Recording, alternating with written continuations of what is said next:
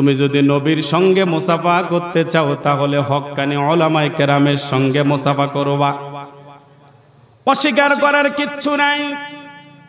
আজকে উলামায়ে কেরাম টাকার বিনিময়ে, ক্ষমতার বিনিময়ে কিছু লোক যদি বিক্রিও হয়ে থাকে, সবাই তো আর বিক্রি হয় নাই।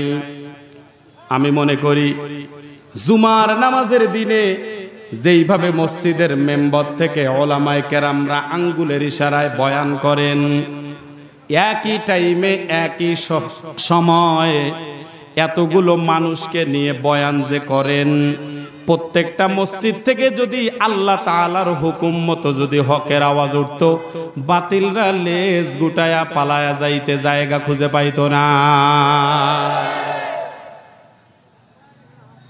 আজকে অনেক আলেমরা আমরা তো আলেম না, এমনি শিখছি কিছু, কিন্তু দেখি যাদের কাছ থেকে শিক্ষা অর্জন করে করে এত দূর আসছি, অনেকে আজকে দেখা যাচ্ছে বাতিলের কাছে মাথা নত, বাতিলের সামনে কথাই বলতে পারে না, মনে হয় যেন ছোটকালে লেখাপড়াই করে নাই। কি আছে না নাই? কথা বলেন। কি কিছু বলবো, শুনবেন আপনারা? আচ্ছা, তাহলে বলি, একটু ভালো করে শোনেন। যে আলেম কয় না কথা দেশের তরে, সমাজ থেকে পালিয়ে দূরে, কোরআন কিতাব পুঞ্জি করে একলা নিজের ধান্দা করে রাত্রি দিন। যে আলেম লয় না খবর পাশের ঘরে, না খেয়ে কার জীবন ঝরে, ডিলেটা কমায় দেন, দাওয়াত খেয়ে উদার ভরে, হাদিয়া পেয়ে আয়েশ করে ভাবনাহীন। সে আলেম মস্ত জালেম, সে আলেম মস্ত জালেম, সে আলেম মস্ত জালেম, সে আলেম মস্ত জালেম।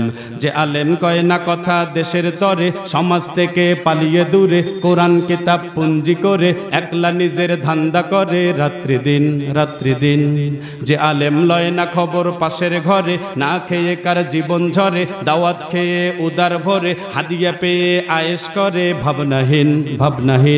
সে আলেম মস্ত জালেম, সে আলেম মস্ত জালেম, সে আলেম মস্ত জালেম, সে আলেম মস্ত জালেম, সে আলেম মস্ত জালেম, সে আলেম মস্ত জালেম।